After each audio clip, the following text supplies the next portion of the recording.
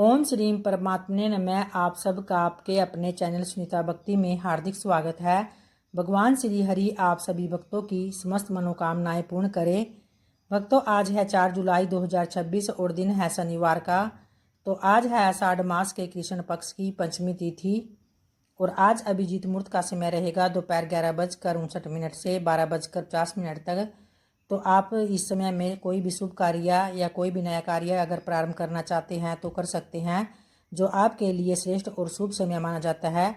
वहीं राहु काल का समय रहेगा आज सुबह 9 बजे से 10:30 तक। तो इस समय में आप कोई भी शुभ कार्य नया कार्य प्रारंभ न करें। अगर आपने पहले से कोई कार्य प्रारंभ किया हुआ है तो आप कर सकते हैं, अन्यथा ना करें। और आइए अब भगवान श्री विष्णु जी का ध्यान करते हुए आज के आषाढ़ मास की कथा अध्याय को प्रारंभ करते हैं, जिसमें कि आज वेंकटाचल निवासी श्री हरि और पद्मावती के विवाह का वर्णन किया गया है। फिर भगवान वराह कहते हैं कि उसके बाद फिर नारद जी पद्मिनी और उसकी सखियों द्वारा सम्मानित होकर वहां से अंतर्ध्यान हो गए। तदनंतर सखियां पद्मिनी से कहने लगी कि हे सखी, चलो अब वन में फूल लाने के लिए चलते हैं। तो यूँ कहकर कासराज की कन्या के साथ वे सखियां वन में चली गई और वहां जाकर वे फूलों को तोड़ती हुई वन में विचरण करने लगी। तो जैसे ही सभी सखियां थक कर वनस्पति के नीचे बैठी तो उसी समय उन्होंने वहां एक श्वेत वर्ण वाले घोड़े को देखा, जिस पर एक श्याम वर्ण का पुरुष बैठा हुआ था। वह विशाल नेत्र वाला पुरुष, जिसने एक हाथ में सारंग धनुष तथा दूसरे हाथ में सोने का बाण धारण कर रखा था, उसके शरीर पर पीले रंग के रेशमी वस्त्र तथा शरीर पर मध्य भाग बहुत ही सुंदर दिखाई दे रहा था। तो इस प्रकार उस तरुण का सुंदर रूप मन को मोह लेने वाला था। फिर उस तरुण को देखकर वे सभी सखियां भी चकित रह गई और फिर वही तरुण वहां एक बेड़िए को ढूंढता हुआ आकर उनसे पूछने लगा कि क्या कोई बेड़िया इधर आया था। तो इस पर स्त्रियों ने उत्तर दिया कि तुम धनुष दान किए हुए हमारे वन में क्यों आए हो, क्योंकि यहाँ के सभी मृग तो अवध्य है। तो तुम शीघ्र ही आकाशराज के द्वारा सुरक्षित होकर इस वन से शीघ्र निकल जाओ। तो उनकी यह सब बात सुनकर वह सवार घोड़े से उतरकर उनसे पूछने लगा कि तुम सब कौन हो और यह कमल के समान रंग वाली सुंदर कन्या कौन है। फिर उनका यह प्रश्न सुनकर एक सखी कहने लगी कि हे सूरवीर, ये हमारी स्वामिनी पद्मिनी है और ये आकाशराज की पुत्री है। इसका प्रादुर्भाव पृथ्वी से हुआ है। फिर सखियों ने भी उनसे पूछा कि तुम कौन हो, तुम्हारा नाम क्या है और किस लिए यहाँ आए हो। तो यह सब सुनकर वह सूरवीर कहने लगा कि मेरा नाम अनंत है और तपस्वी ज्ञानी पुरुष मुझे मेरे रंग रूप की दृष्टि से कृष्ण कहते हैं। मैं वही हूँ जिसके धनुष की क्षमता कोई भी नहीं कर सकता। किसी भी देवता के पास इस तरह का धनुष नहीं है। तो लोग मुझे वेंकटाचल निवासी भी कहते हैं और शिकार करने के लिए मैं इस वन में आया हूँ। तो जब मैं वन की शोभा को देख रहा था कि मेरी दृष्टि इस सुंदरी पर पड़ गई, तो बताओ क्या यह मुझे प्राप्त हो सकती है। तो श्री कृष्ण की ये सभी बातें सुनकर फिर वे सभी सखियां कुपित हो गई और तब श्री कृष्ण भी घोड़े पर चढ़कर शीघ्र ही वेंकटाचल को प्रस्थान कर गए। वहां वे फिर घोड़े से उतरकर श्री कृष्ण के रूम में साक्षात श्री हरि ही दिख रहे थे। फिर घोड़े से उतरकर उन्होंने रत्नमय मंडप में प्रवेश किया और मुक्तामय मंदिर में जाकर फिर नूतन रत्नमय लगाने योग्य दिव्य उत्तम एवं सुगंधित अन्न तैयार करके वकुल मालिका नाम की सखी भगवान को देखने के लिए शीघ्रतापूर्वक वहां आई और उनके चरणों में भक्तिभाव से प्रणाम करके उनके पास बैठ गई। उसने देखा कि श्री हरि नेत्र बंद किए हुए किसी की याद कर रहे थे। तब उस सखी ने कहा कि हे देवेश्वर, उठिए। हे पुरुषोत्तम, आपके लिए बहुत उत्तम रसोई तैयार की गई है, अतः हे माधव अब भोजन के लिए पधारिए। आगे श्री भगवान कहते हैं कि हे सखी, प्राचीन काल की बात है, पवित्र त्रेता युग में जब मैंने रावण का वध किया था तो उस समय वेदवती नाम वाली एक कन्या ने लक्ष्मी जी की सहायता की थी और वह लक्ष्मी राजा जनक के यहाँ पृथ्वी से उत्पन्न होकर सीता के रूप में निवास करती थी। फिर मुझसे विवाह होने पर जब वे मेरे साथ वन में गई, तब एक दिन पंचवटी में मारीच नामक राक्षस का वध करने के लिए मैं आश्रम से बाहर आ गया और मेरा छोटा भाई भी लक्ष्मण भी सीता के कहने से मेरे ही पीछे चल पड़ा। तत्पश्चात राक्षस राज रावण सीता को हर लेकर ले जाने के लिए मेरे आश्रम के समीप आया और उस समय मेरे अग्निहोत्र गृह में विद्यमान अग्निदेव रावण की वैसी चेष्टा जानकर सीता को साथ लेकर पताल में चले गए और अपनी पत्नी सवा को देख रेख की सीता को सौंपकर लौट आए। पूर्व काल में कल्याणमयी वेदवती को एक बार उसी राक्षस ने स्पर्श कर लिया था, तो जिससे कि दुखी होकर उसने प्रज्वलित अग्नि में अपने शरीर को त्याग दिया। और उस समय उसी वेदवती को रावण का संहार करने के उद्देश्य से अग्निदेव ने सीता समान रूप वाली बना दिया और मेरी पर्णशाला में सीता के स्थान पर उसे लाकर छोड़ दिया। तो रावण ने उसी का अपहरण करके लंका में ला बिठाया था। तदनंतर रावण के मारे जाने पर फिर अग्नि परीक्षा के समय उसी वेदवती ने अग्नि में प्रवेश किया और उस समय अग्निदेव ने स्वा के समीप सुरक्षित जानकी नंदिनी सीता रूपा लक्ष्मी को लाकर पुनः मेरे हाथ में दे दिया था और इस प्रकार कहा कि हे देव, यह वेदवती सीता का परम प्रिय करने वाली है, अतः आप इसे वरदान देकर प्रसन्न करें। अग्नि की यह सब बात सुनकर वह कल्याणमयी सीता ने मुझसे कहा कि हे प्रभु, यह वेदवती सदा मेरा प्रिय कार्य करने वाली है, तो यह उच्च कोटि की भगवत युक्त है, आप स्वयं ही इसे अंगीकार करें। और तब मैंने उससे कहा कि हे देवी, मैं कलयुग में तुम्हारे इस कथनानुसार इस कार्य को जरूर करूँगा। तब तक यह देवता से पूजित होकर ब्रह्मलोक में निवास करेगी और तत्पश्चात पृथ्वी से उत्पन्न होकर काशराज की पुत्री होगी।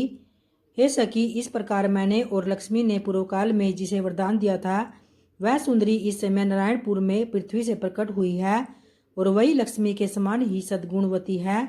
उसके नेत्र कमल के समान परम सुंदर है। और आज जब मैं शिकार खेलने गया तब वह मेरे देखने में आई। वह अपने ही समान सुंदरी सखियों के साथ वन में फूल तोड़ रही थी।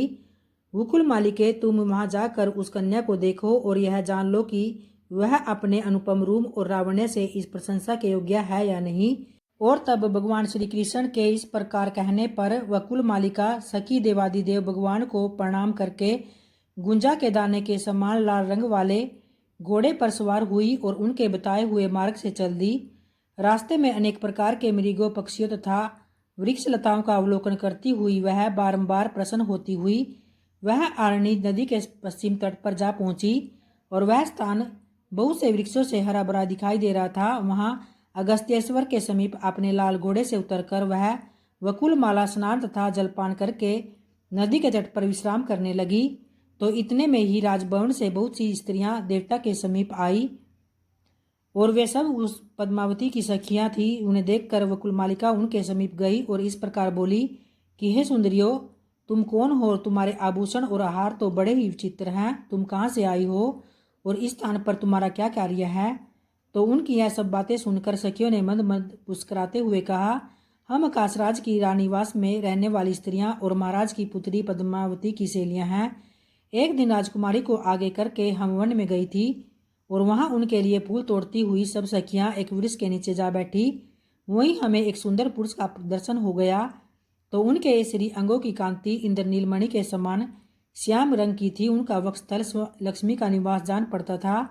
मुख पर मंद मंद मुस्कान की छटा छा रही थी। दोनों भुजाएं भी बहुत ही सुंदर, विशाल और हष्टपुष्ट थी और कटी प्रदेश में शुद्ध पीताम्बर शोभायमान था। तो उन्होंने एक हाथ में स्वर्णमय धनुष और दूसरे में बाण विदान कर रखा था। तो उन्हें देखकर स्वर्ण सदृश गौड़ वर्ण वाली हमारी कमल नयनी सखी पद्मावती सहसा बोल उठी कि देखो देखो। और तब हम सभी सखियां भी उन्हीं की ओर देखने लगी। इतने में ही वे शीघ्र ही वहां से चले गए। तो उनके चले जाने पर सखी पद्मावती मूर्छित हो गई और उसे लेकर हम इसी अवस्था में राजभवन में पहुंचे। तो पुत्री की ऐसी अवस्था को देखकर महाराज ने ज्योतिषी से पूछा कि हे विप्रवर, मेरी पुत्री की ग्रह दशा का फल बतलाइए।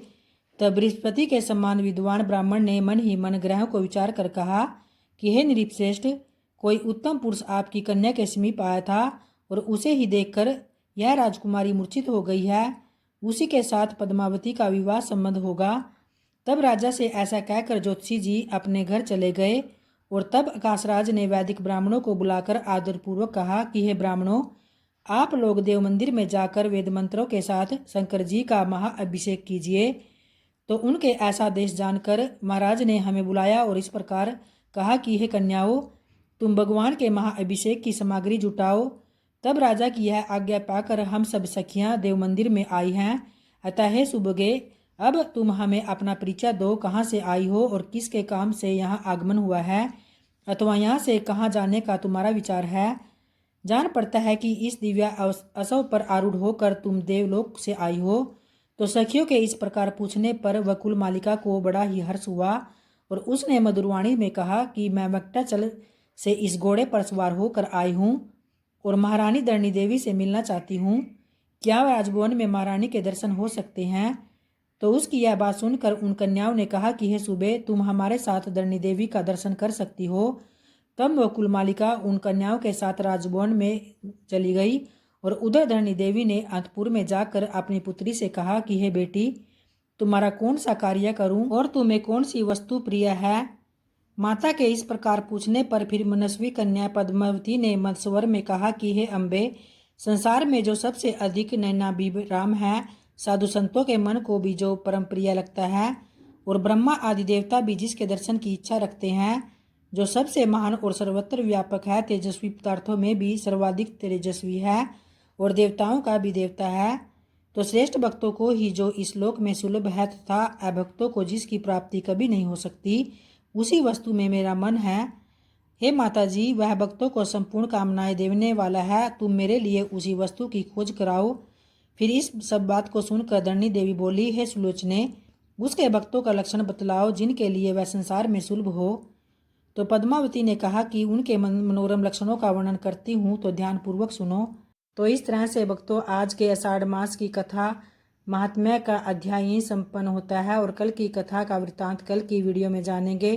तो प्रेम से बोलिए भगवान श्री हरि विष्णु की जय। और तुलसी महारानी नमो नमो, हरि की पटरानी नमो नमो, धन तुलसी पूर्ण तप कीनो, धन्य तुलसी पूर्ण तप कीनो, शालिग्राम बनी पटरानी नमो नमो, जाके पत्र मंजरी कोमल, जाके पत्र मंजरी कोमल, श्रीपति कमल चरण लपटानी नमो नमो, हरि की पटरानी नमो नमो, धूप दीप नैवेद्य आरती, धूप दीप नैवेद्य आरती, पुष्पन की वर्षा बरसानी नमो नमो, हरि की पटरानी नमो नमो, 56 भोग 3600 व्यंजन, 56 भोग 3600 व्यंजन,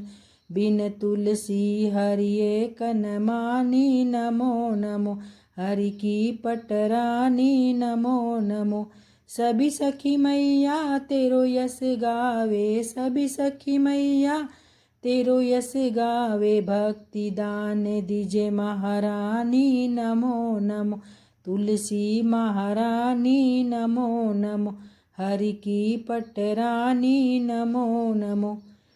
तुलसी आरती संपूर्ण हुई, तो प्रेम से बोलिए माता तुलसी की जय। धन्यवाद भक्तों।